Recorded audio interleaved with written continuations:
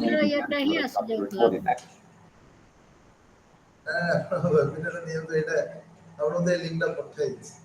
ମୁଁ ସେଟା ଲଗେଇକି ବସିଛି 5:30 5:25 କାଇଁ ଆମର ପିଲାମାନେ ତ କିଏ ନାହାନ୍ତି। ଦୁଇ ଜଣ ଅଛନ୍ତି କରନ୍ତୁ ଆମେ ରେକର୍ଡିଂ କରୁଛୁ କ୍ଲାସ୍ ରେକର୍ଡିଂ। ଓହୋ ଏମିତି କଥା କି? ଓନ୍ଲି 5 ଷ୍ଟୁଡେଣ୍ଟସ୍ ମାନେ ଆପଣଙ୍କୁ ଛାଡିକି ଆଉ 3 ଜଣ 4 ଜଣ। ଅନ୍ୟ ପିଲା ଜଏନ୍ କରିବେ 8-10 ହଁ ଜଣ କରୁଛନ୍ତି ଆପଣ। ଆଚ୍ଛା ଆଚ୍ଛା ଆଚ୍ଛା ଏମିତି କଥା। ହଉ।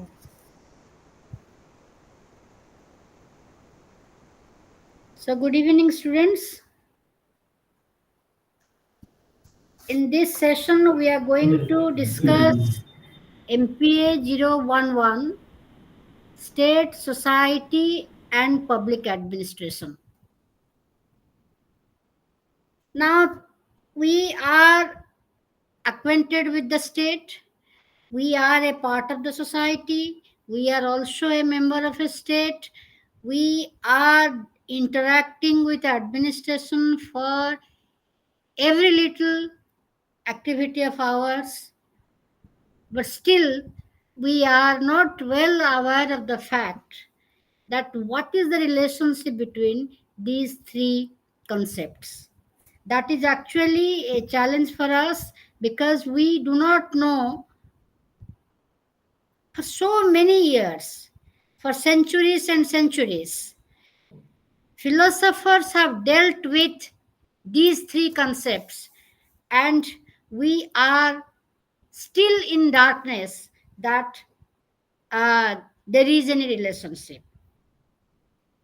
Long back, the philosophers never thought that there can be a relationship between society and administration, because the ruler never used to interact with the members of the society for whom the policies were made. The ruler determined the policies on his or her own vision, based on his or her own vision, and finally the ruler delivered those policies or applied those policies on the members of the state. So what was happening is that since the people were never asked about what they want and how their problem can be solved, people never realized that there is a relationship between the administrative apparatus that the ruler was using and the people on whom the policy is implemented. You will be surprised to know that when the idea of public administration as a science was mooted, or the public administration as a social science was mooted, at that point of time also, there was no idea of establishing a relationship between society, state, and public administration. It is interesting that political science students, they read about the state, they define the state. Sociologists, they read about the society, they define the society, they try to analyze different social behavior, social institutions, social groups. It is the management consultants, or you can say the scholars of management. They deal with the issues which are necessary for management of a company or for running a company. Now, government though was managing the things, or the state though was managing the things, never the state officials never had any knowledge of management theories or management principles. See, all these three things, I mean the state, the society, the administration, for all these three concepts, what was the focus? The focus was people. So naturally, they should not act in silos. Naturally, they should not act separated from each other. But that was the scenario till a philosopher in 19th century started talking in terms of the relationship between state, society, and the state apparatus or the state policies, which we name as administration. This philosopher is none other than the great philosopher, German philosopher Karl Marx, who was born in 1813 and passed away in 1883. But you will be surprised to know that during his lifetime, the world could not realize the importance of his writings.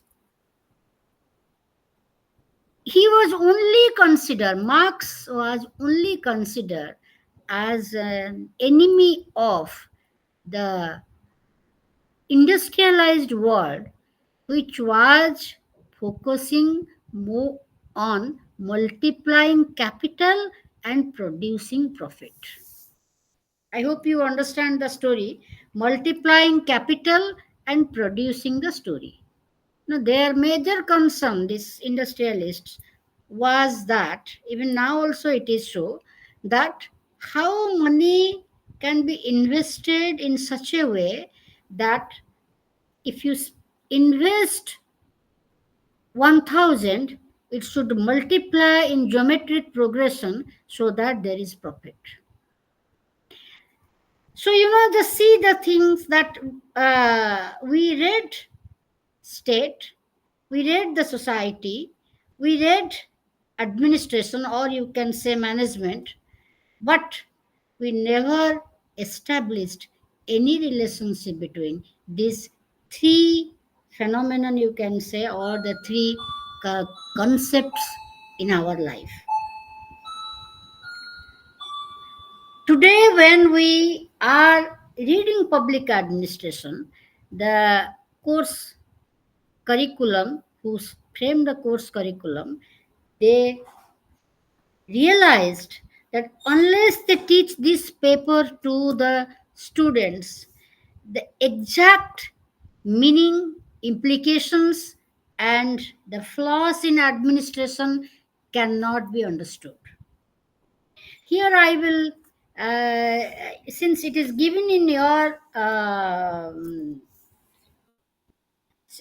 book, I have a book of which has been given to you. The IGNOU Center has given me, and in the book, what I see, the questions are nothing very serious.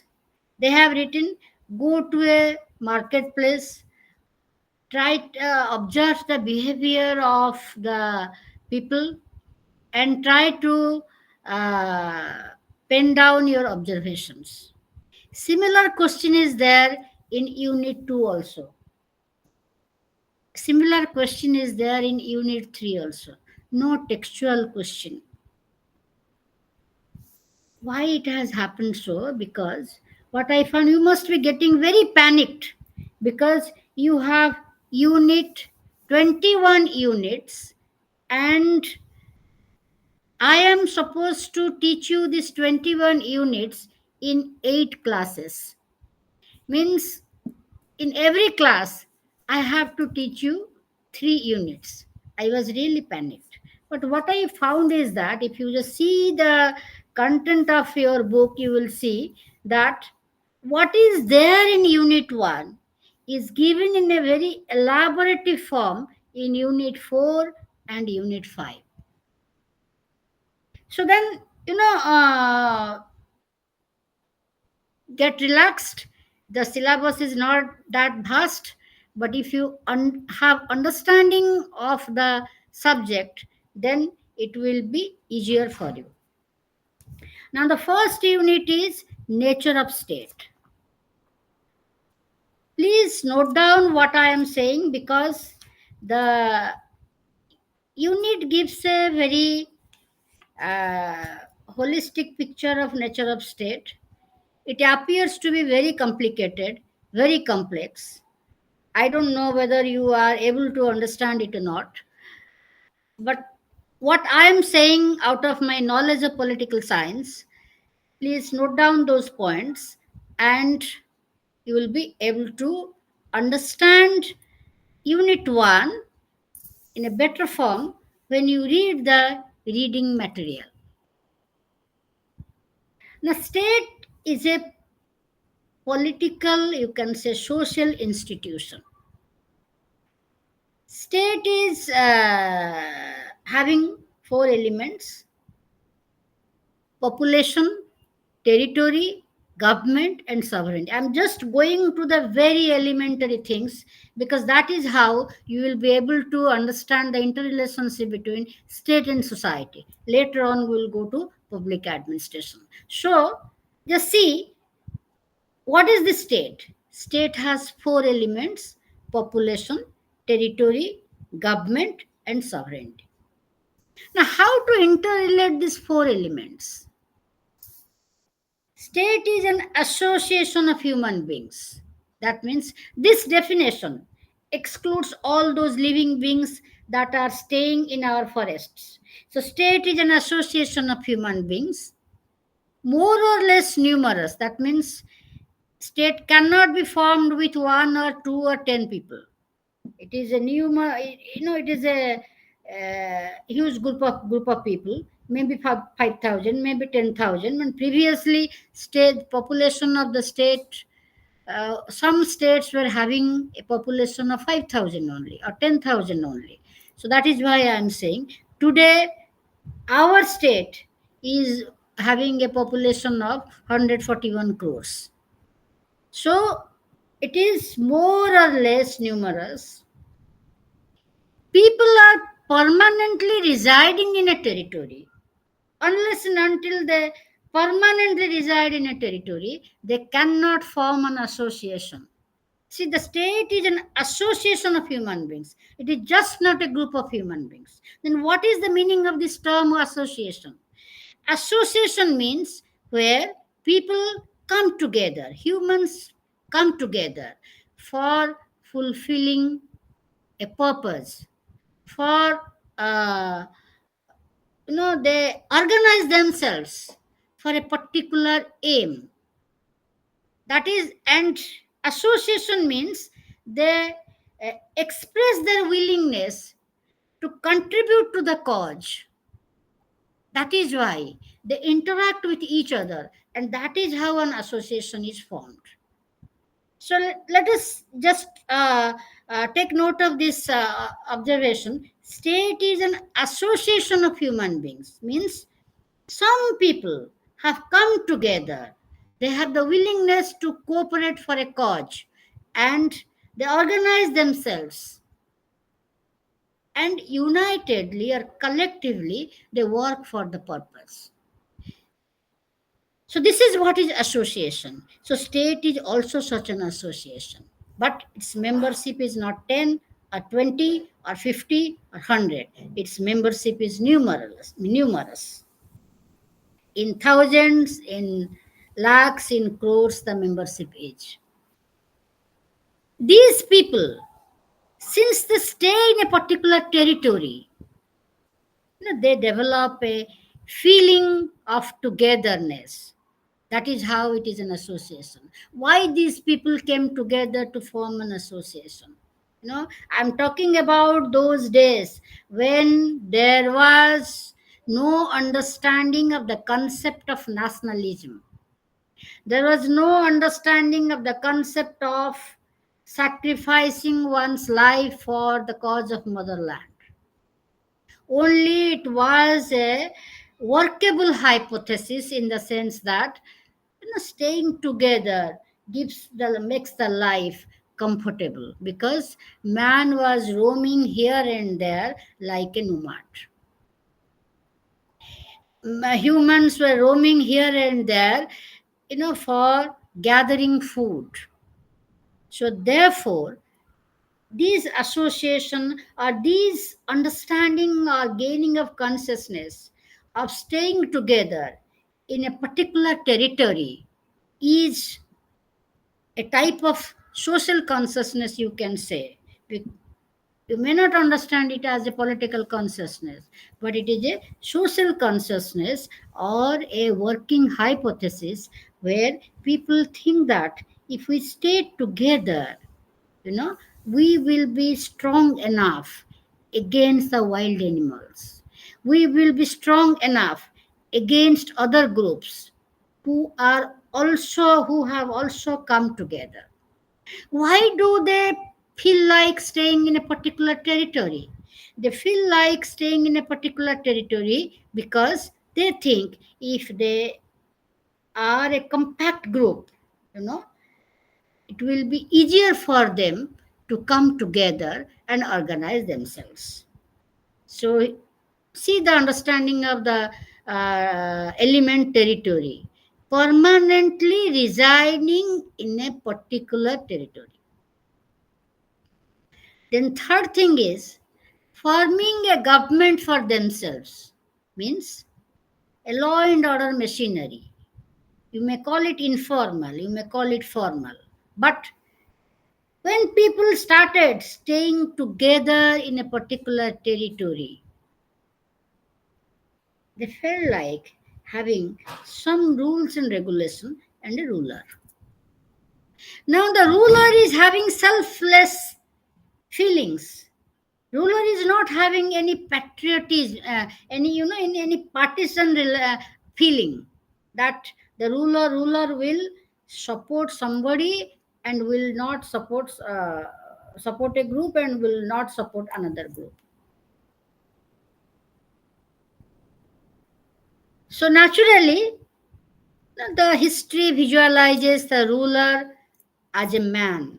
We do not know whether in the early Stone Age, whether there was any women ruler or not. We never knew that. We do not know even today also. But however, we always interpreted the ruler as a he man, not she. So that is why always when we talk about a ruler, we always use the word his instead of using his or her. Now that was a practice for long. Now the vocabulary of social science is changing. Wherever we write his, we write his/her, because still that ancient history is in darkness. Whether any woman ruled or not, we do not know. We have some instances of women rulers in late ancient era or medieval era, but we do not have any stories regarding such rulers in the early ancient era. So, third stage is forming a government for themselves. And what is this government doing? This government, the work of its government is making law and maintaining discipline. Whoever breaks the law, giving punishment to that person. How it will happen? It will happen. The fourth element is it is in implicit form. How it will happen? It will happen by two things. First is if the people who have framed this government are expressing habitual obedience to that government. Continuously, they will express loyalty to that government. Then only the government can function. And second thing is how the government will make the law unless and until the government is vested with supreme power. So the fifth one comes, that is, the government should have supreme power, which is expressed in the term sovereignty. The earlier name for sovereignty was superanas, supreme power. Supreme power in Latin language was termed as superanas, and later on this superanas was translated into English as sovereignty. So when people decided to form a government, gradually they realized that we need to have these two things for the running of the government. One is expressing habitual obedience to that government, and second is making that government sovereign, means vesting that government with supreme power. Now, if if sovereignty means this, then also a group or an association cannot live safely. No, what matters is safety and security. So they interpreted sovereignty as internal sovereignty, means the sovereignty, the institution which will have sovereignty will make the law and give punishment for breaking the law. What type of punishment? Highest punishment. Highest punishment is taking away your life. That is a capital punishment. So that is internal sovereignty. And the second aspect of this word sovereignty is external sovereignty. That means the state will be free from external control. Means this is where you find the significance of territory, that if you are having a territory, then the law made by the government is applicable within that jurisdiction, within that territory. So, unless and until you have this territory, then how will you have discipline?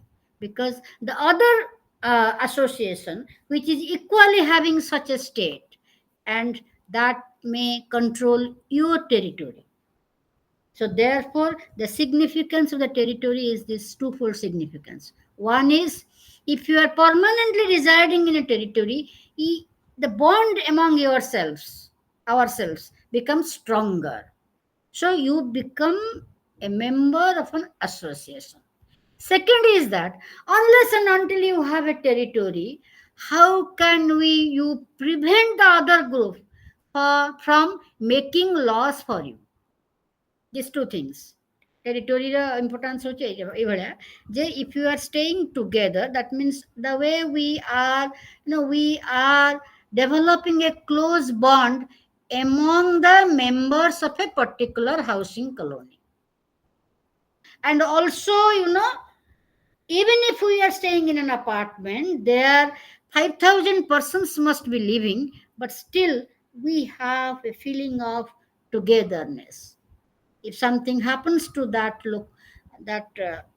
area, geographical space, here that geographical space has some life in itself, because the emotion is attached to that.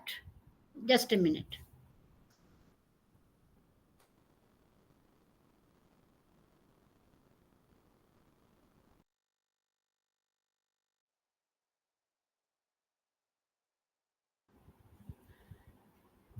So, what you find here is that this is how a state is formed. So, what we understand, the state is the result of evolution. Overnight, human beings have not framed this state, because gradually they are understanding the importance. Gradually, they are understanding the importance, because you can call this early state as a tribal community. The tribal community is deciding its territory, is deciding rules and regulations for itself, and also the tribal community is having a type of administration for itself. So you can just say the early form of the state is a tribal community. This tribal community, you can call it as a tribal village. Then the tribal village, when the population multiplies, it feels like developing a urban center. Urban center is required for marketing purposes. We never knew that that heart, which we called it as heart, is actually the today's market. Supply and demand also regulated the condition of price in that heart. And today we call it as market in 21st century. Now the tribal community develops an urban center for it, and the urban community has a different lifestyle than the rural community. Then develops a state. Usually, the administration where it happens is situated in an urban space, not in a rural space, because the ruler is a very important personality. So he or she will have luxurious life. So naturally, or a life where he can do comfortably administration. So usually the city states were considered as urban centers. Now, just remember, by this discussion, we knew that state is the result of evolution. And with these four elements, gradually human beings formed an association, and this association was named as state. If that state is continuing till today, just note, note down this sentence. If that state of the tribal, if of a tribal community is continuing today, then the state is a institution, or you can say an association, which has continuity in space and time.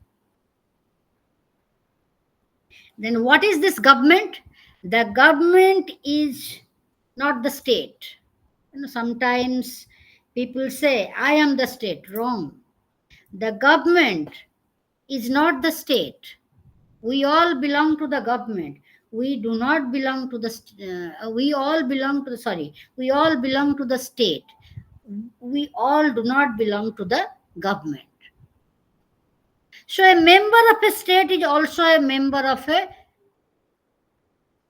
member of a government is also a member of a state, but a member of a state is not a member of government. Remember, a beggar sitting on the roadside is not a part of government. So therefore, state and government, they are not synonyms. Government is an agent of the state.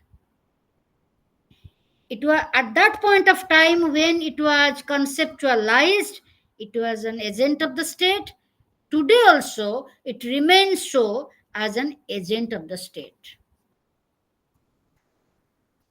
So, what you find is that the government is the institution through which the state acts. We are not able to see the state. We can only feel the presence of the state. But state is functioning through the government. State has sovereignty. It means that state has a very unique feature that is called authority. State has authority. Now the word authority is attached to power. State has power. That means the government, which is the agent of the state, has authority and power. But the father has power over the son. The ruler has also power over the ruled. What is the difference? The power of the ruler over the ruled is legitimate authority. The son has the freedom to obey or not to obey the father. But as members of the state, we have no freedom to disobey the law. If we disobey the law, the state has supreme power to give us punishment. But when the son grows up, becomes adult, the father or the mother may feel sad by the behavior of the son. But since the son has grown up with years, the father can only have moral pressure on the adult son, but cannot give punishment. So this is what is called authority, and the father is also having authority over the son. But here the authority the state has is legitimate authority. It is sanctioned by law. So here comes the legitimacy of authority. And as I had told you, authority has no meaning unless people express habitual obedience. Because we are 141 crores. Can we have one police for one man? No.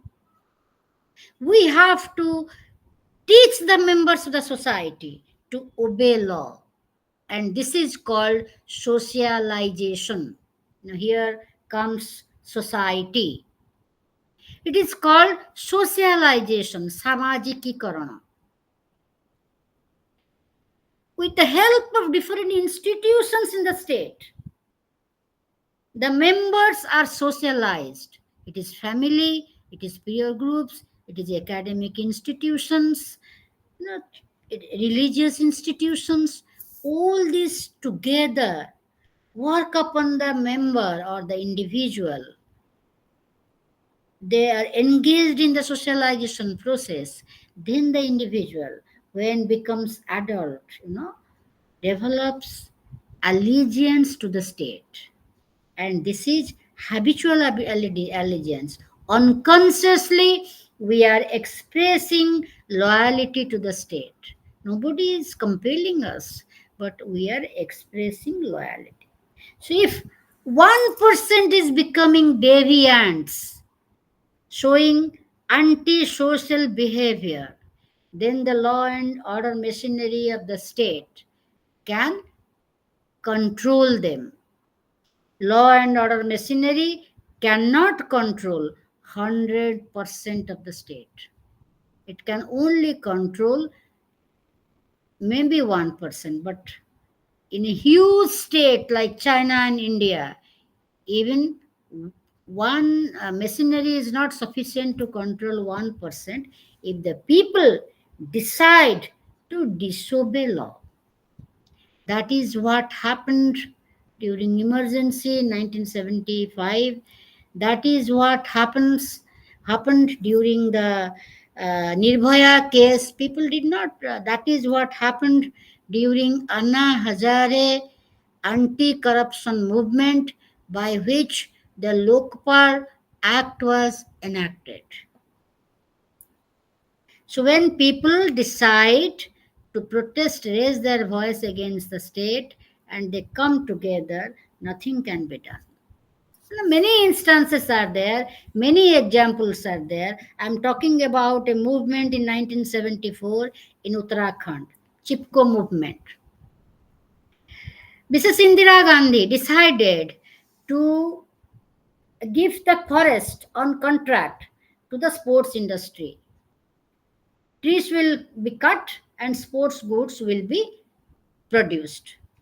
Now, women in that area, those who were depending on forest, they decided we will not let the state do this.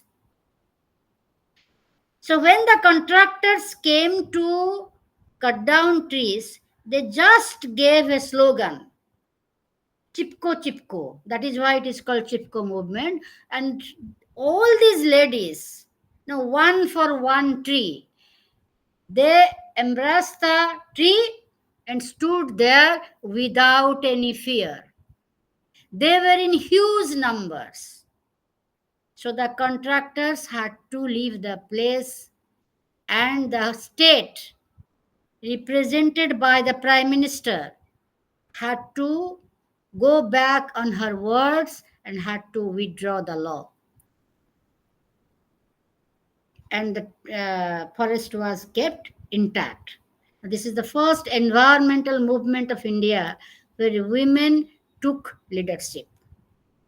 So, what is important for the maintenance of authority is allegiance. Members must express habitual obedience to the state. I hope you understand the concept of state now. Now, the way I am expressing it, actually, what is the meaning? The meaning is, what is the implication of these explanations? It is that state is the result of historical evolution. Overnight, this consciousness has not come. Ancient history tells us that men were moving like nomads. When they learned the art of cultivation, probably they were just eating raw fruits collected from the forests. So probably seeds must have been fallen and they have known the art of agriculture. And when they learned the art of agriculture, they started residing in a permanent territory. And when they stayed together, the feeling of togetherness came into their mind. And next stage, they felt like forming a government, making the government vested with authority and expressed habitual obedience to that government. So, what is happening, you just see. It is a long process of development of consciousness. People gradually is gaining consciousness. So this consciousness is called as political consciousness. And this is one theory of origin of state. One of the theories of origin of state. But this was not the first theory of origin of state. The first theory of origin of state is divine right theory. You will be able to understand this since we all belong to Odisha. Because even today, we spend a lot on Gajapati, the maintenance of the royal household. And we also consider that the king of the Odiyas are Lord Jagannath and Gajapati is the Sevak. That means the king is the agent of God. God has created this state for his own children, and the king is just an agent of the God, because God has a huge kingdom. God cannot be present everywhere in a visible form. Therefore, the king is the agent of the God. Very simple. God cannot be visible to so many kingdoms at one point of time. Therefore, God created the agent, named it as king, and that is why the ruler is all powerful. When gradually questions came to uh, people's mind, because human being is a rational human being, having reason, can question, can try to find out the answers to the questions. When a particular king became uh, you know dictatorial, when a particular king behaved cruelly with the members.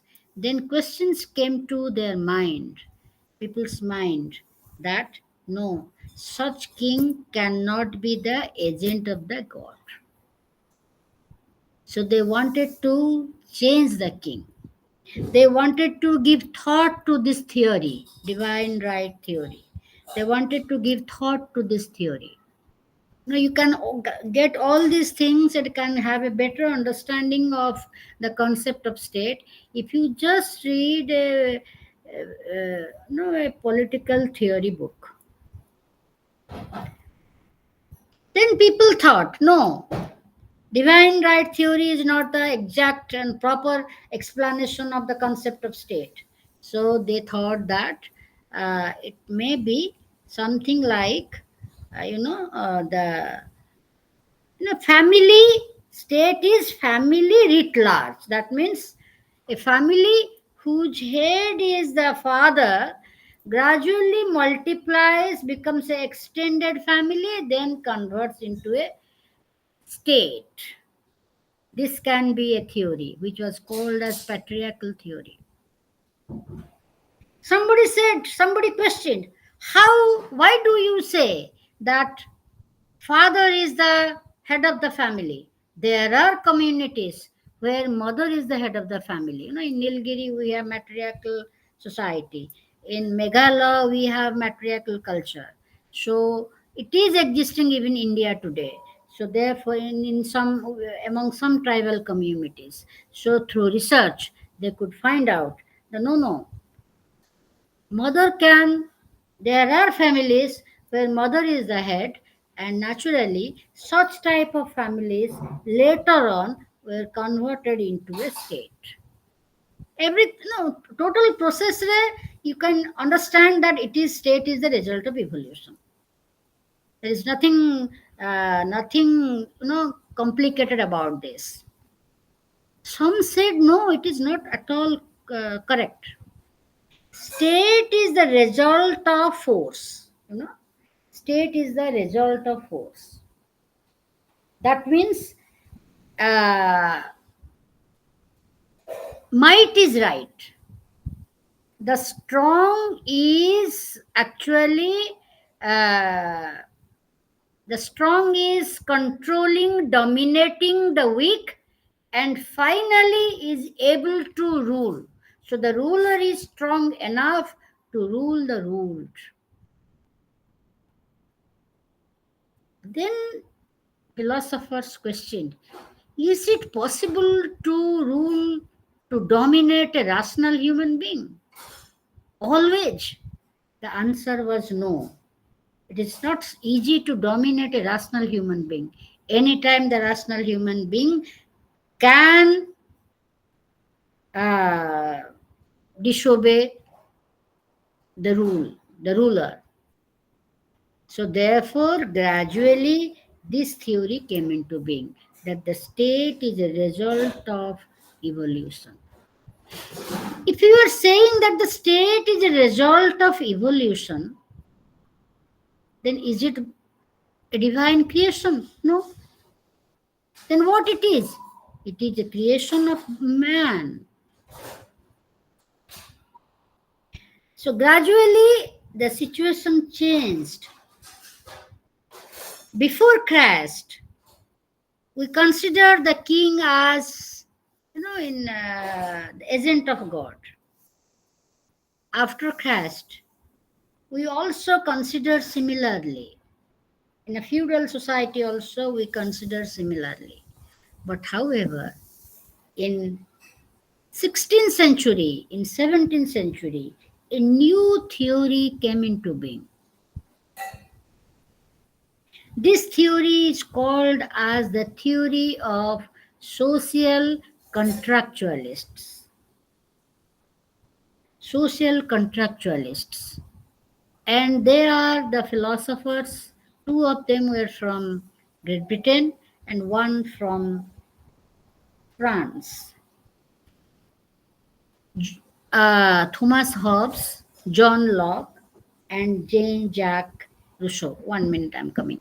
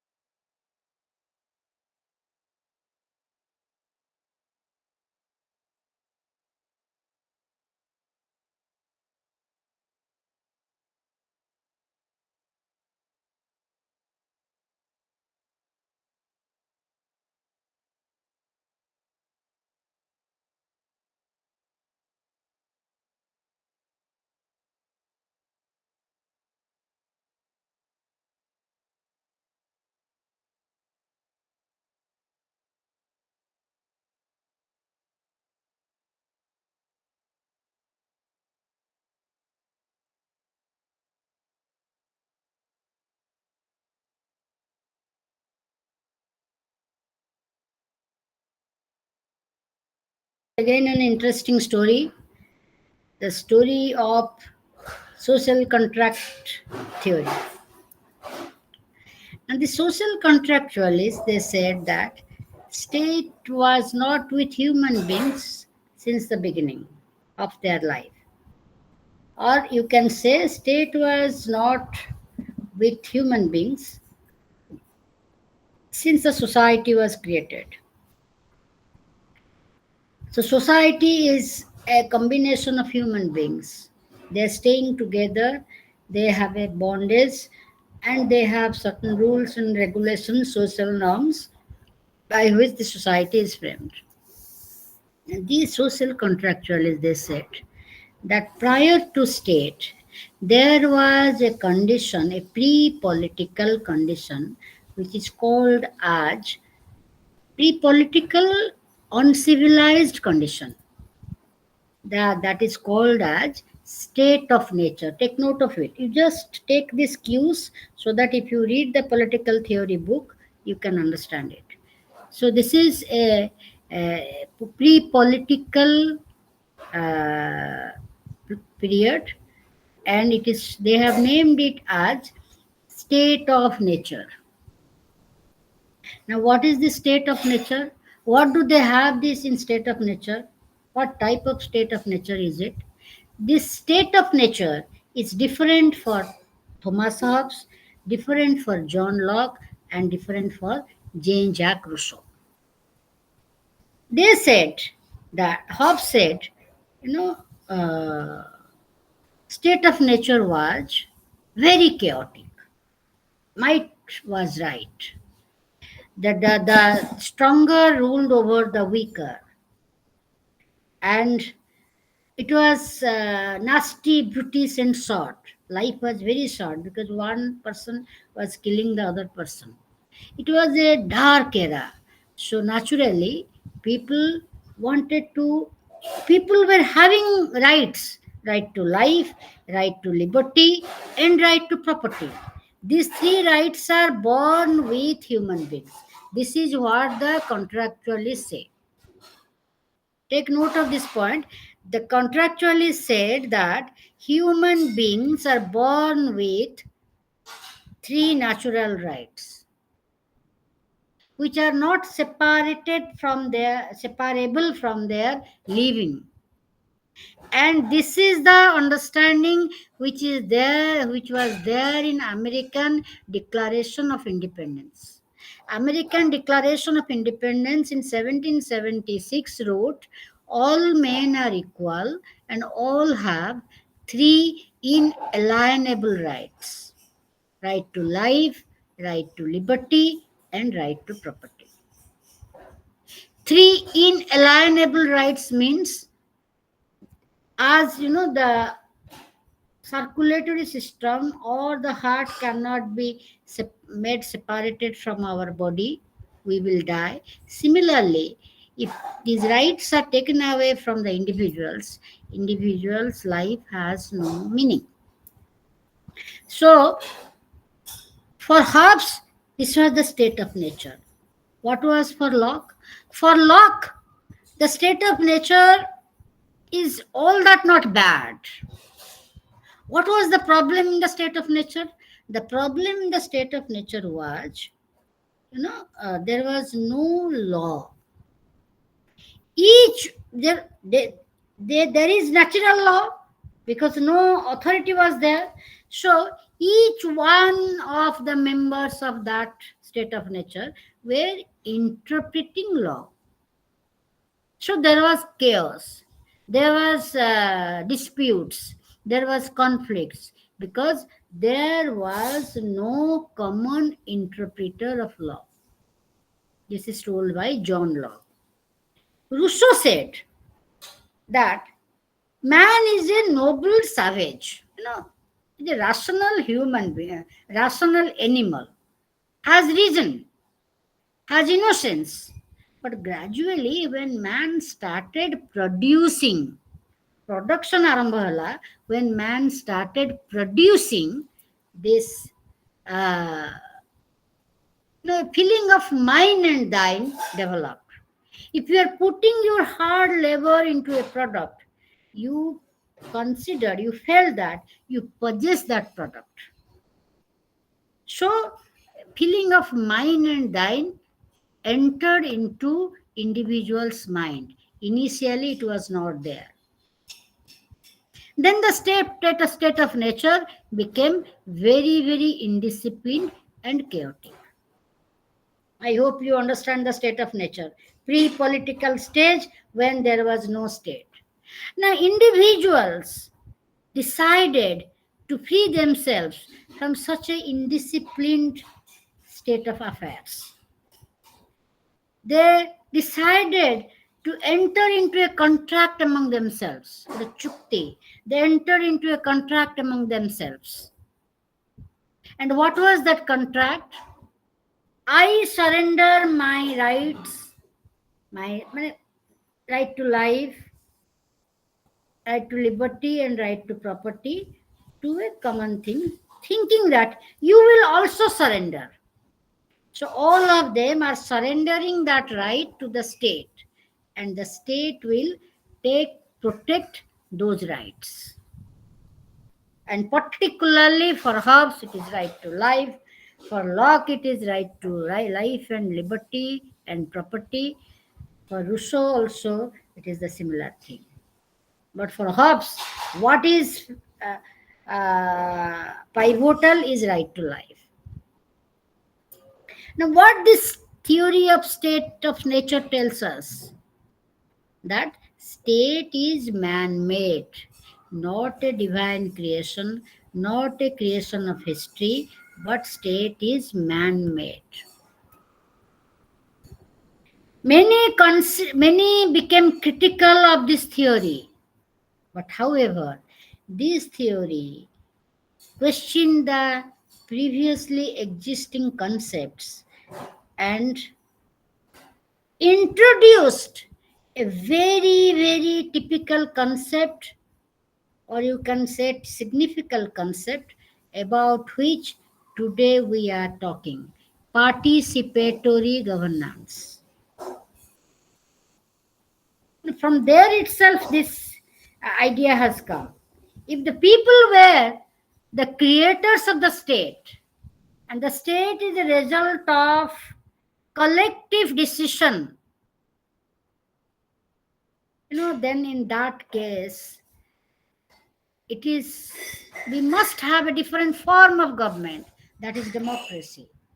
People must actively participate in the public sphere. Then only we have a vibrant democracy. So what do you understand here? The state of from the description or explanation of the theory of state of nature, theory of social contract, what we are seeing? We are seeing that state has emerged from society, from the womb of society. So society and state are not different. State has emerged from the womb of society, and society and state are not different. So therefore, in Greek society, they never had this concept of state. They only had the concept of society.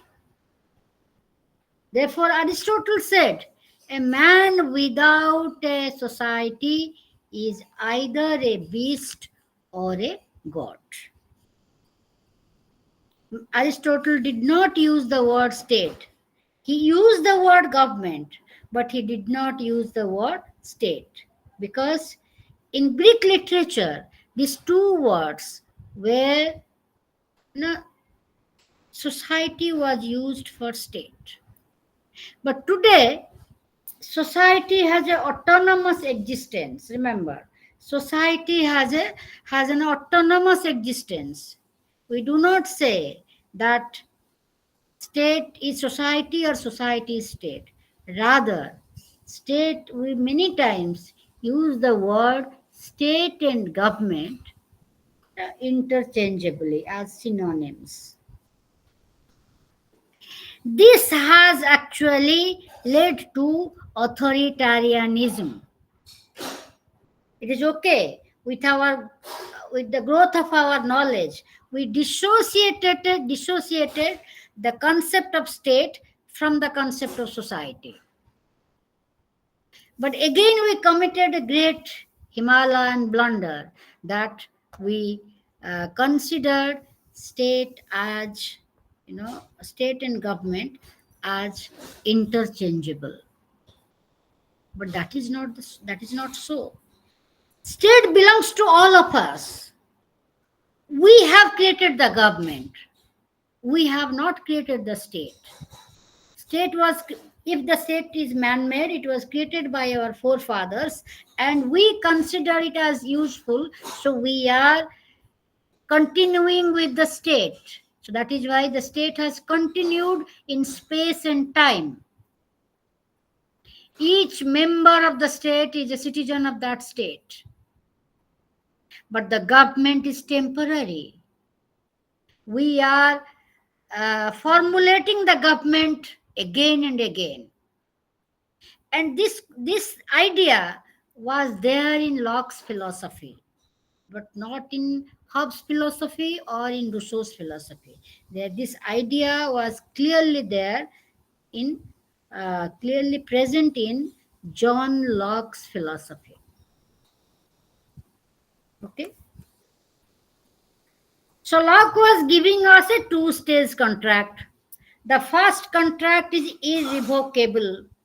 We cannot go back because we have entered into a civilized society. We have formed a civilized society. We will never like to go back to that chaotic state of nature. We will never like to do that. That is why we will continue with this more developed collective association, that is the state. Is it clear? So you find that gradually society developed an autonomous character, but state and government continue to exist together. We can only think about state as an autonomous entity when we are in crisis, like the freedom struggles that happened. We said that we are members of the state and the state is ours. Swaraj is my birthright, and we must change the government. The government, there came the concept of self-government. Okay. And what is this government? There was a philosopher, Max Weber, a German philosopher, who very much liked Karl Marx, but was very critical of Karl Marx. Actually, when he was 20 years old, Karl Marx died. And during the lifetime of Karl Marx, there was not much discussion about Marx philosophy because Marx was writing very radical and developed thought, which the people were not able to understand. After Marx's death, people could understand the writings of Marx, and some people played a phenomenal role in interpreting Marx's writings. One such person is Max Weber, the German philosopher, sociologist. Rather, he is a sociologist. Another person is Vladimir Isaac Lenin, the hero of Russian Revolution, who interpreted Karl Marx and tried to make the philosophy applied to reality. That means to give a realistic picture of Marx philosophy. Is it clear? So what you find is that Karl Marx, let me tell you how he interrelated it. Karl Marx said that state is an apparatus in the hands of the rich people to rule the poor. In an industrial society, in all societies, Karl Marx said, in all societies, we have classes. One who owns the means of production, the other who do not own the means of production. Okay? The one who owns the means of production tries to dominate over the one who do not own the means of production. This domination, since every human being is rational, this domination has to be, in a very clever way, it has to be prepared. Not direct domination. You have a stick on your hand and you are saying you must obey my rules. No, it is not like that.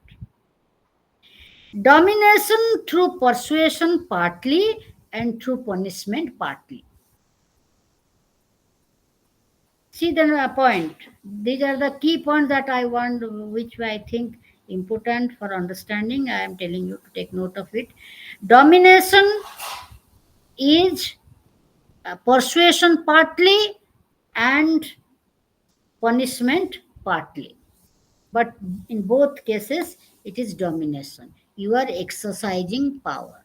Power means getting the work done by others. Then only you are powerful.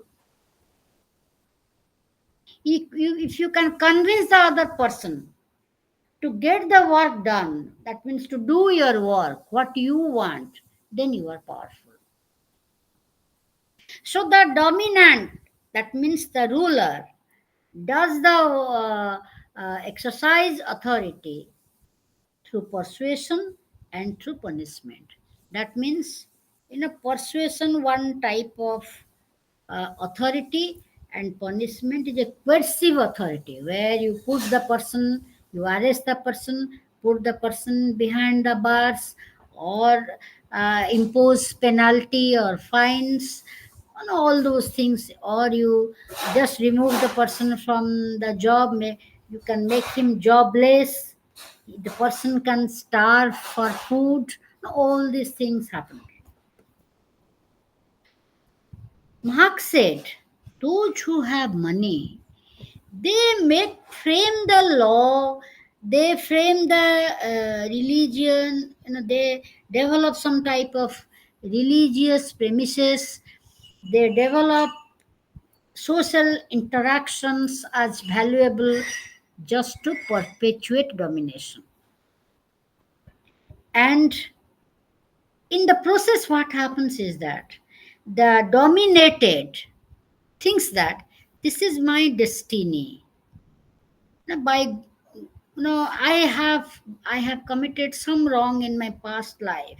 So in this life, I have no riches, no wealth.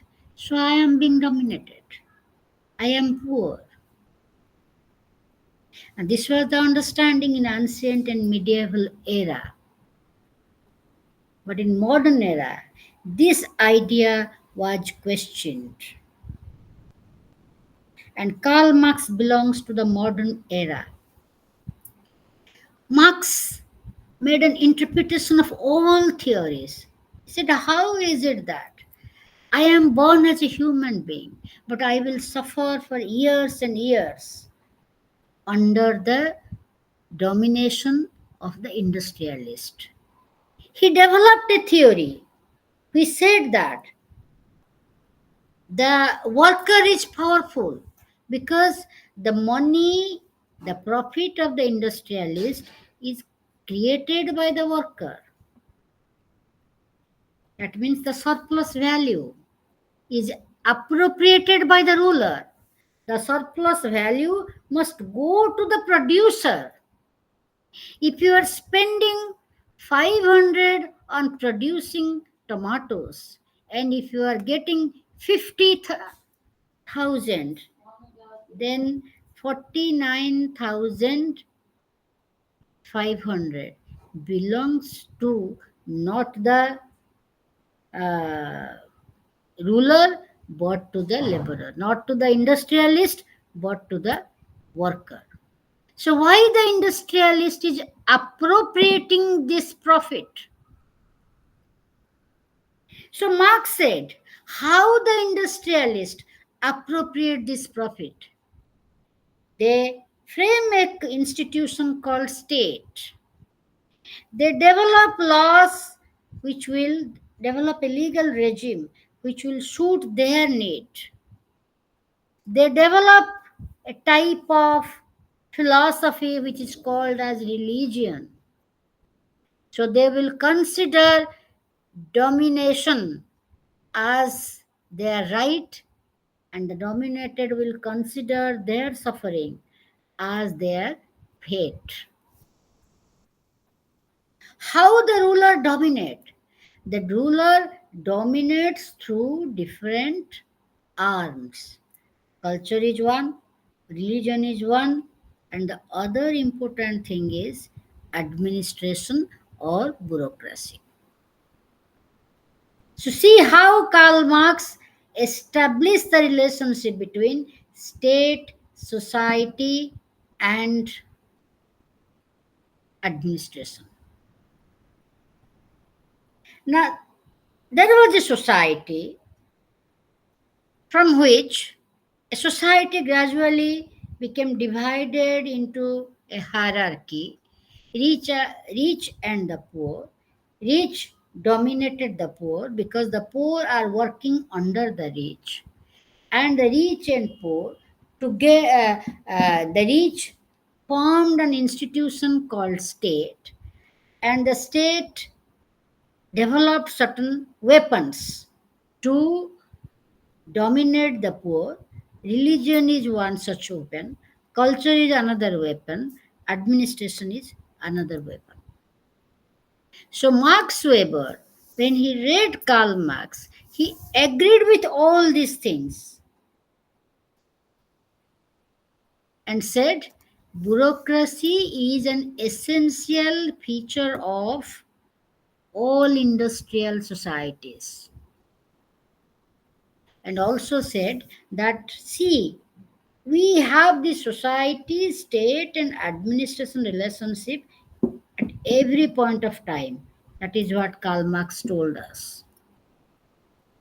Because he said initially there was primitive communism. There was no mine and thine feeling or rich and poor.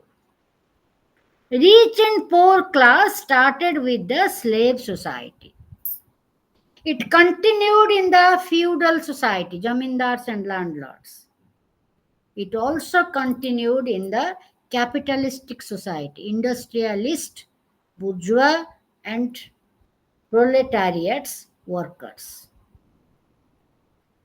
But in the industrialist society, the exploitation is so much that the workers will gain consciousness and they will capture power from the industrialist. And that is how a new era will come where there will be no state, a stateless society where everybody will be a ruler. Groups will rule themselves. There will be no state.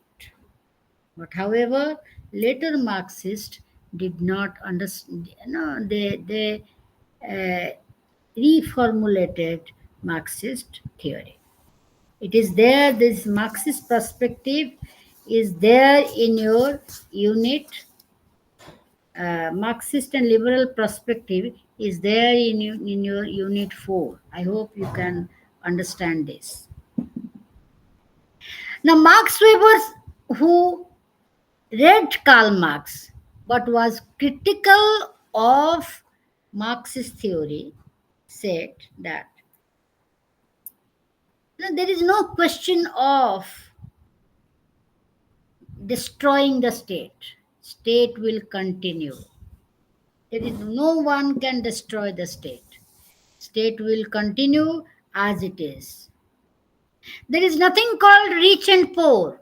You can have many classes in the society. Like he gives the example. In ancient days, we had a class called priest class, and the priest class was having much prestige. So he told something like class and status. Many a times the soldiers are getting prestige in a society, but they have less money. So different societies have different values, and different societies through these values give higher or lower status to a particular profession. So many societies, some societies may give better status to teachers, like it happened in our society. Many societies give better status to warriors. Many societies give better status to administrators. Some give better status to scientists. So it depends on the value of the society, how you grade different occupations and professions and give social status accordingly. So there is no question of withering away of the state.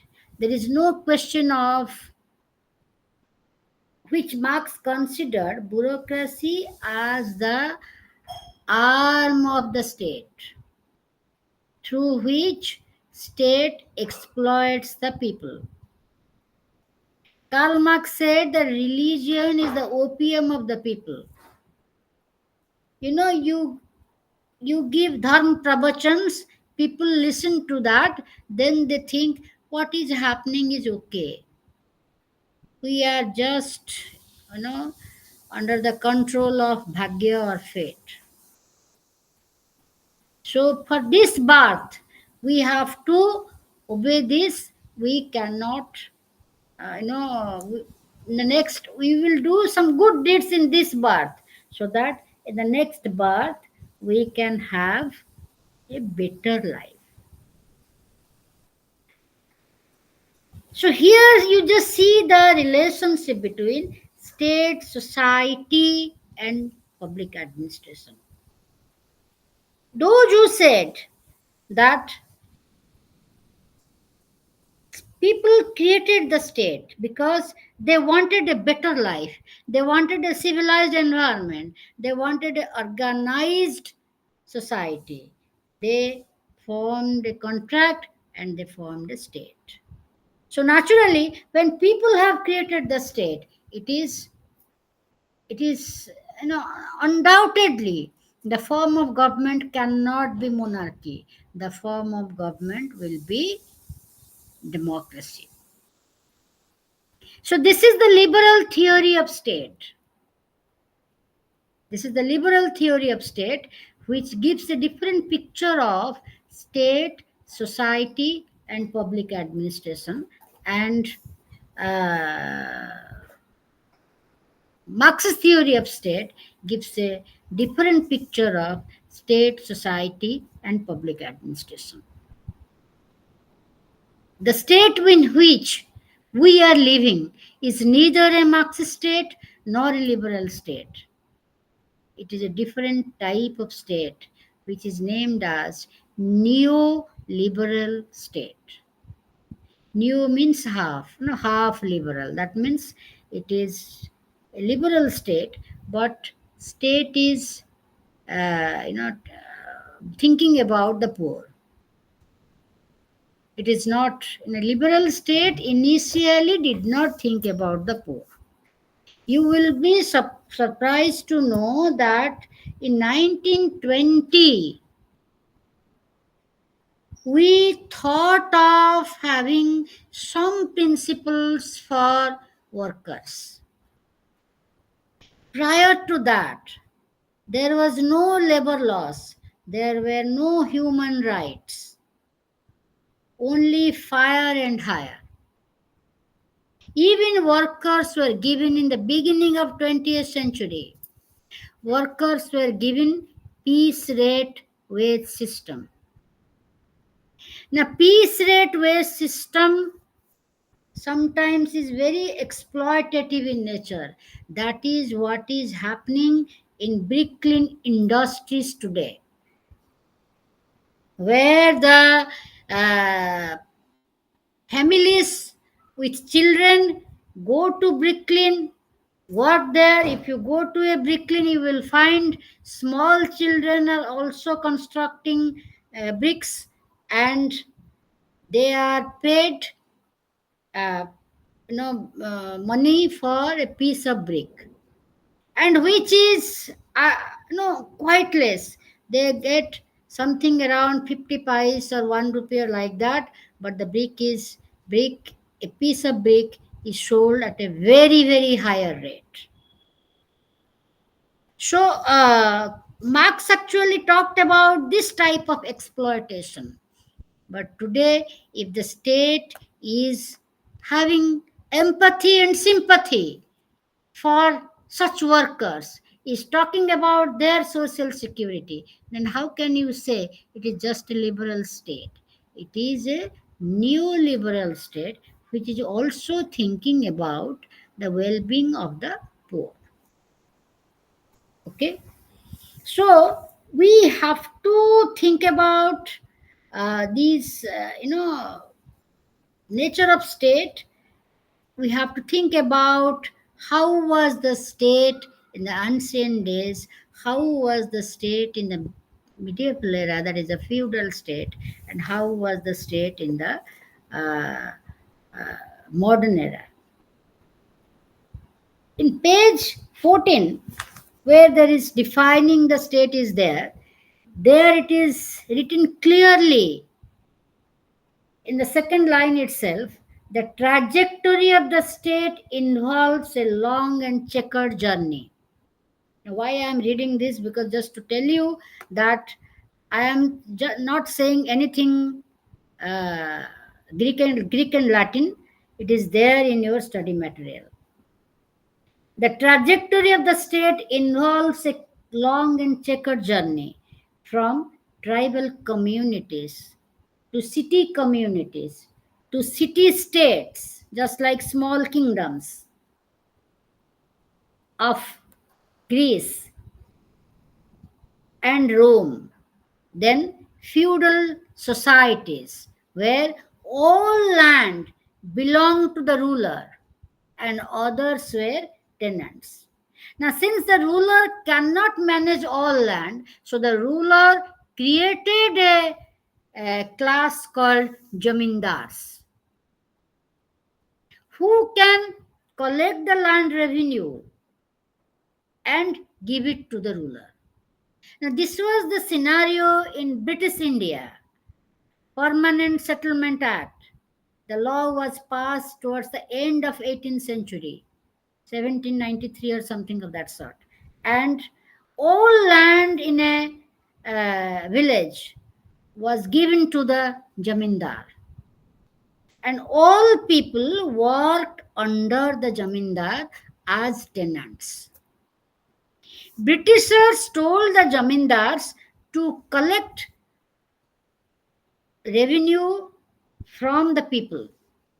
Now, if there was crop failure, the colonial administration never cared for it. That is why people were becoming poorer and poorer.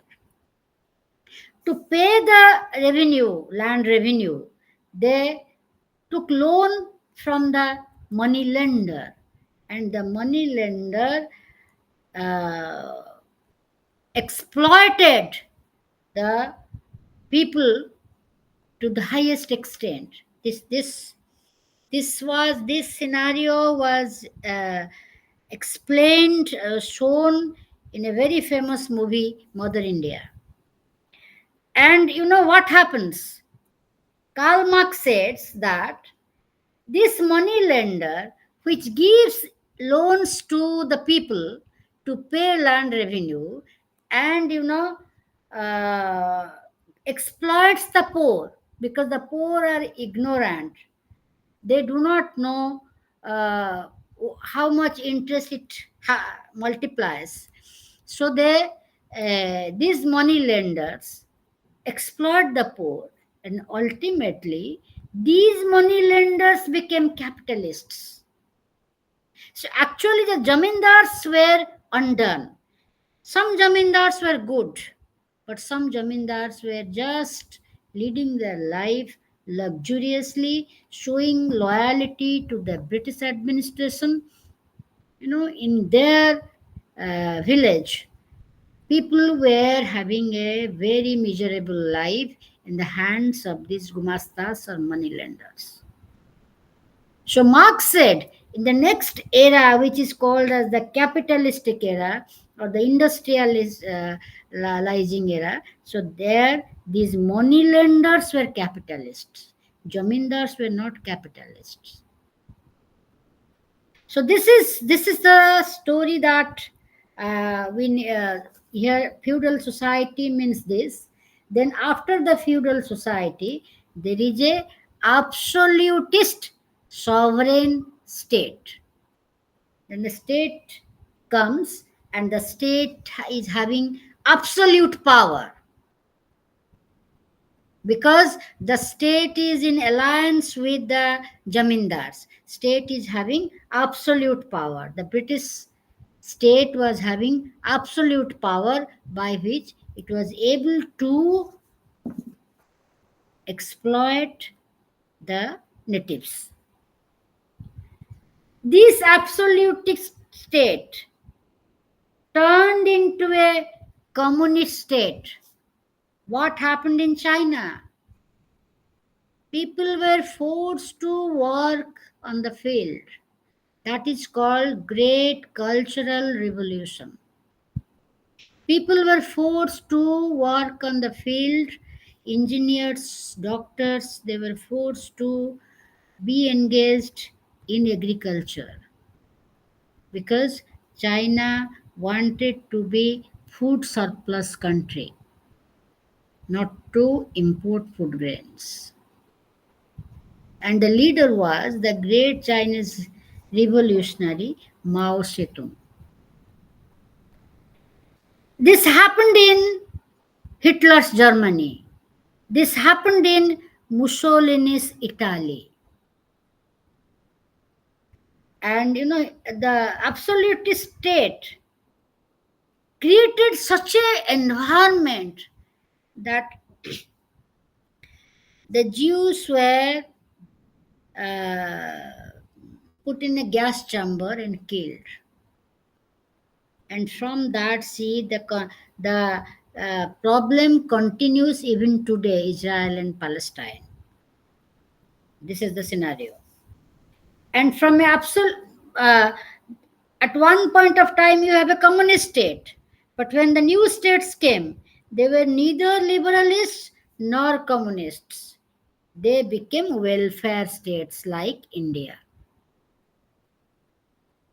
Till 1987 or 86, we had a universal public distribution system. Each one of us in our house was having a ration card, and wheat and other such things were given. Wheat, sugar, even sometimes oil were given through that uh, public distribution system.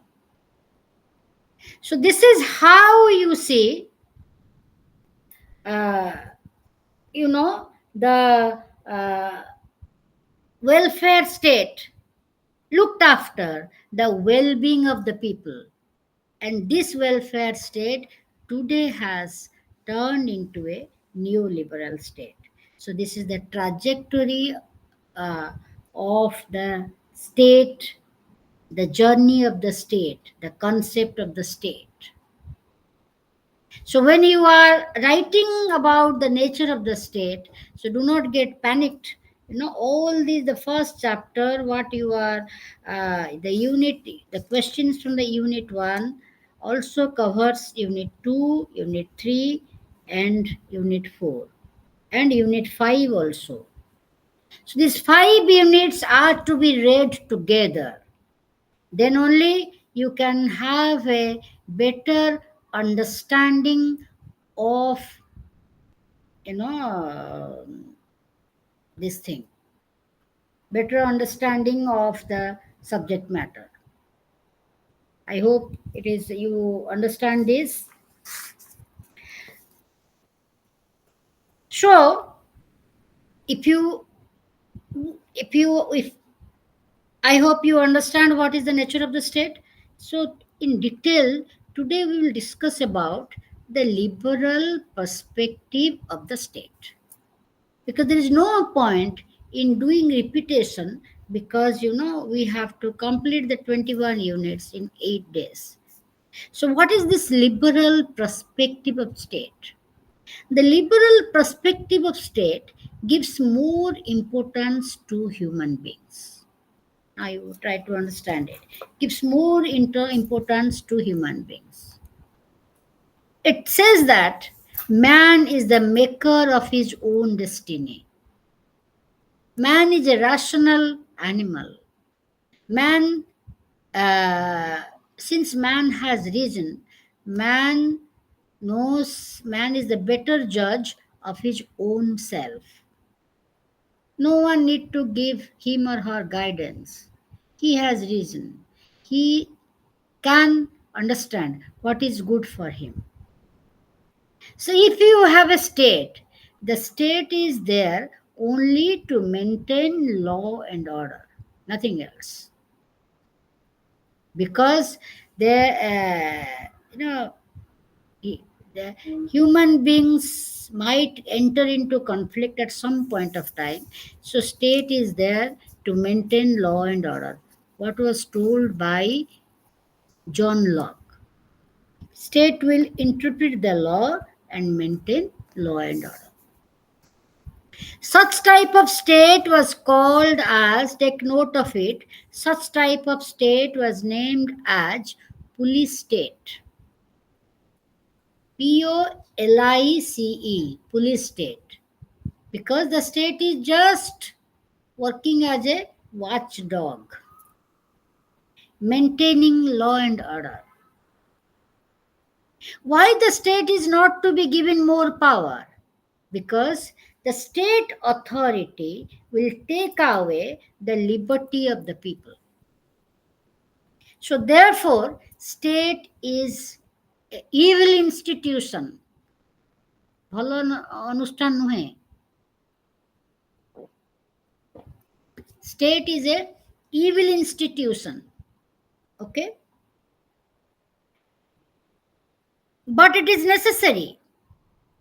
So they said state is a necessary evil institution. Why it is necessary? It is because state is the only institution which has authority, sovereign authority. No other institution or association has sovereignty. State is the only institution which has sovereignty. Okay? So,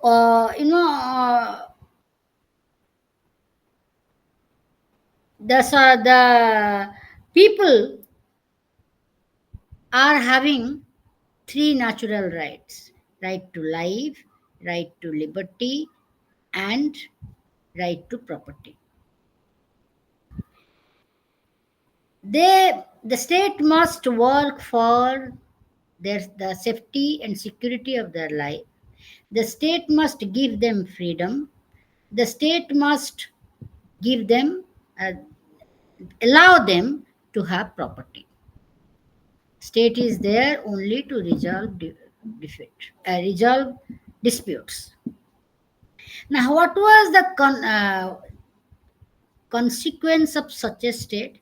This state was called as an individualistic state, a state of early liberals. So, what was the consequence of such a state?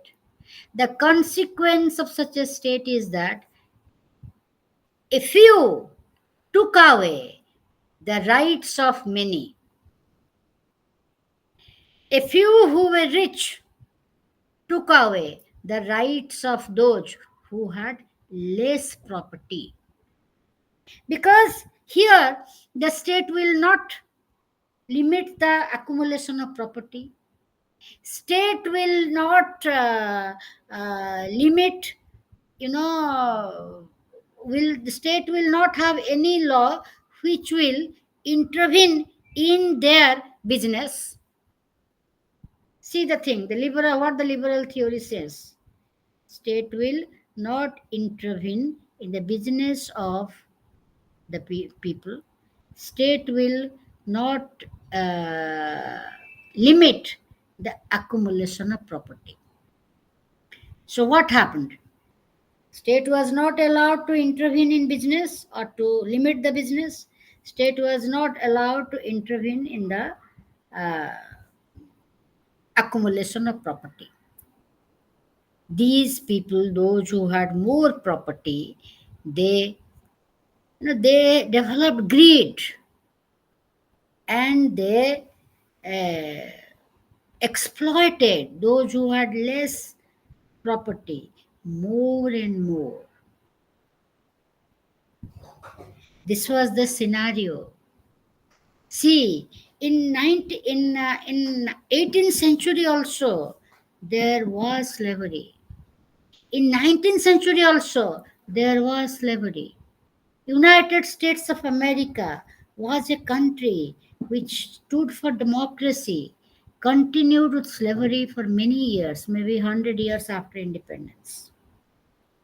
Southern part of United States, which was primarily agricultural, continued with the slavery system. Some people were made slaves. The northern part of United States of America had abolished slavery, because in that country every state has its own constitution. So few states abolished slavery and few states did not abolish slavery. When Abraham Lincoln, the American president, I am just telling you a story of the liberal theory. When Abraham Lincoln became the American president, Abraham Lincoln decided to abolish slavery. This created civil war in America. Southern part of America did not want abolition of slavery. Northern part of America did not want continuation of slavery. Southern part of America waged a war against the northern part, against the American state. State with its power, this is the authority, the sovereign authority. State with its power suppressed defeated the southern part and abolished slavery. Since Abraham Lincoln did this under his leadership, a person who was in favor of slavery system, killed, assassinated Abraham Lincoln. Now, a philosopher like Aristotle defended slavery, because slavery will give leisure to a particular class, and that class can administer the state properly. So see the interconnection between society, state, and administration.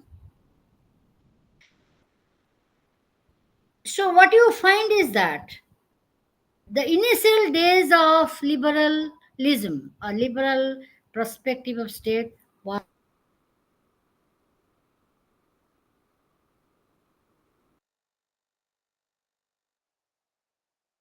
inequality in the state continued.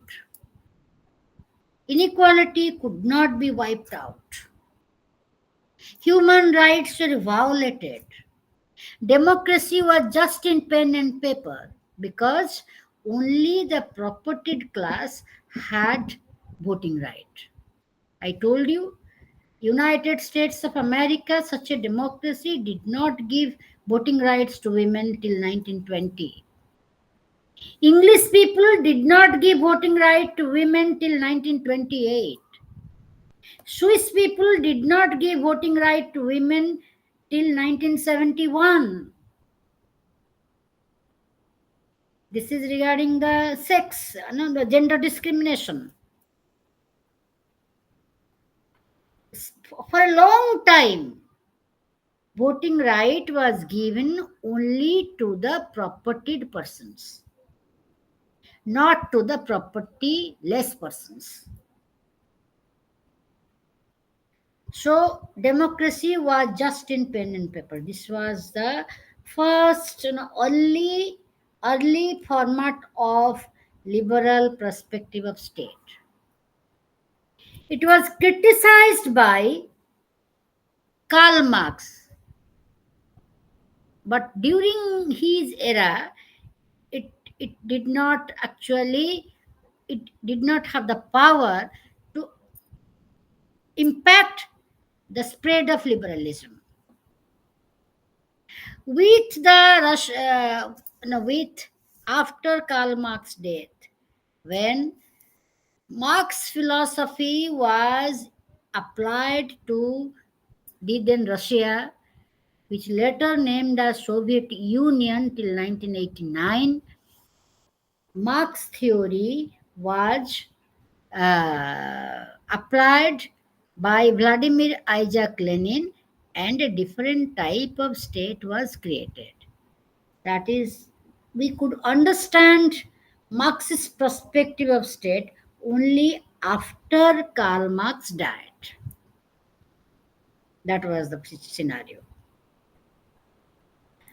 Let me tell you a little. I will talk about Marxist perspective later on. I'll just talk about this liberal perspective. So in early part of 20th century, what you find is that as a response to the Marxist philosophy, liberalists like Harold Lasky, Beatrice Webb, Sidney Webb, Bertrand Russell, John Stuart Mill, all these people, they gave a different version of liberalism. They said that what is liberty? Liberty is the eager maintenance of that atmosphere in which individual can attain his best self. Liberty does not mean freedom. Previously, the liberalists interpreted liberty as free from all shackles, free from all chains. The 20th century liberalists, they interpreted liberty as a social environment in which each individual can develop his personality. Harold Lasky said that a state is known by the rights it maintains. A state is known by the rights it maintains. So if the state is not giving rights to the people, then it is not a liberal state. So this version of liberalism is called as positive liberalism. This version of liberalism ultimately led to the emergence of a welfare state or welfare activities, whose seeds were sown in 1911 when Great Britain came out with the National Insurance Act for workers. Great Britain insured the lives of workers. Previously, workers were not given any compensation for any loss or physical loss during work. Now, in 1911, Great Britain brought this act which ensured the lives of workers. Later on in 1947 or 46,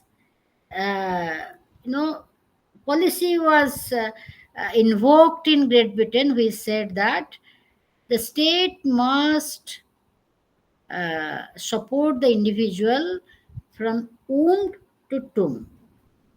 That means the state must support the pregnant mother, the fetus, as well as the death of the. That means the crematoriums will be maintained by state treasury. So this is how the state supported the individual from the fetus stage to the dead body stage.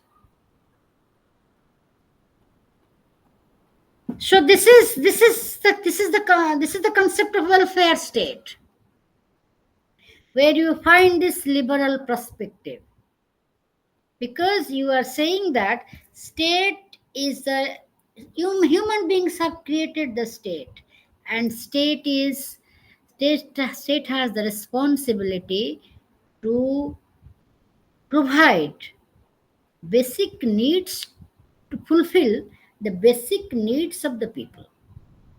Not to give property, not to give riches to the people, but to fulfill the basic needs of the people, so that the personality of the individual will be developed properly. I hope you understand it. The personality of the individuals will be developed properly. Okay?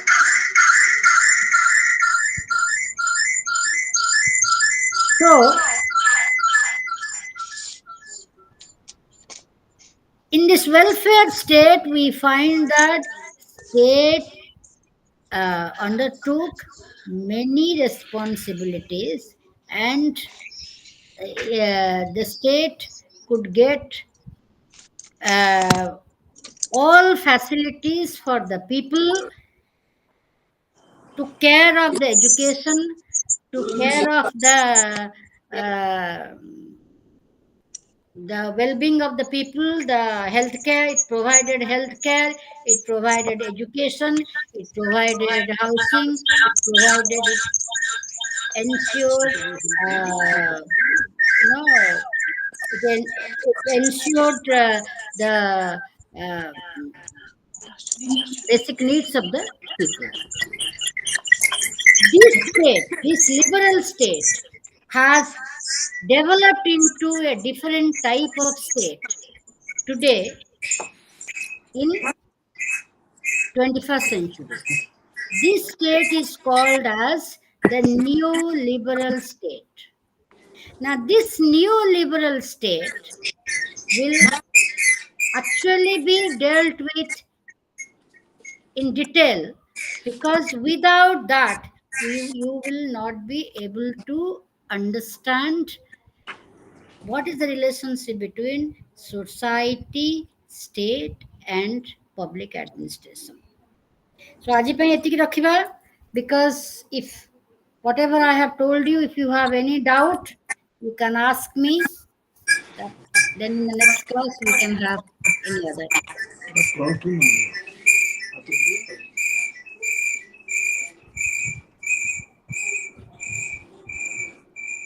No doubts.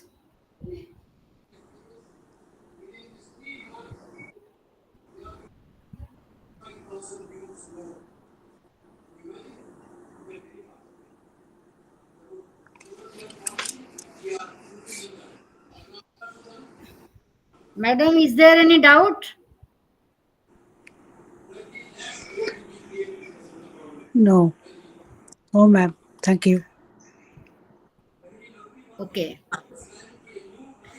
So we will wind up the class here. This is today you have finished 5 minutes, ma'am. Yes? Today you have finished 5 minutes. 1, 2, 3, 4, 5. No. Tomorrow I will teach this. Today you can think that I have introduced the concept of state, and I have taught you the liberal theory of state. Thank you. Liberal theory of state. Yeah, because the study material, in that study material, it is written in a very, very complicated way. You have to go step by step to understand uh, uh, how will you relate state, society, and public administration? So tomorrow you will teach unit. Yeah, tomorrow Which there is unit? no class. Tomorrow there is no class. On 11th we have a class. Monday we have a class. Today no class. Tomorrow no class. Monday. Acha, thank you. Monday Thank we have class, and in that class we will discuss about, because you know what I found from the study material, unit 1, unit 2, unit 3, 4, 5. Now all are repetitions again and again and making it very complicated. So you go step by step so that you will be able to answer the questions that is put up in the examination. uh, Today we have discussed what exactly is the concept of state, Yes, ma'am. and how the state developed. The most accepted version of the state, the theory is state is the result of evolution. Gradually, the idea has come to people. Overnight, they have not created the state. And we have discussed about the liberal perspective of the state. This much. Yes, ma'am. So Based next class on what chapter? liberal perspective of the state. It Next is next there in class. fourth unit. Yes, ma'am. It So is Monday there in we'll have fourth unit. on Yes. Monday. What topic you will teach? What topic? Monday we will discuss about rest of these four units. Acha, thank you. Marxist perspective of the state I will deal with in detail, and other those variants of given by different philosophers. Yes, ma'am. Okay, Thank you, ma'am. you are the only student now in the class. I don't know, ma'am. Okay, okay. Thank you, ma'am. Good evening.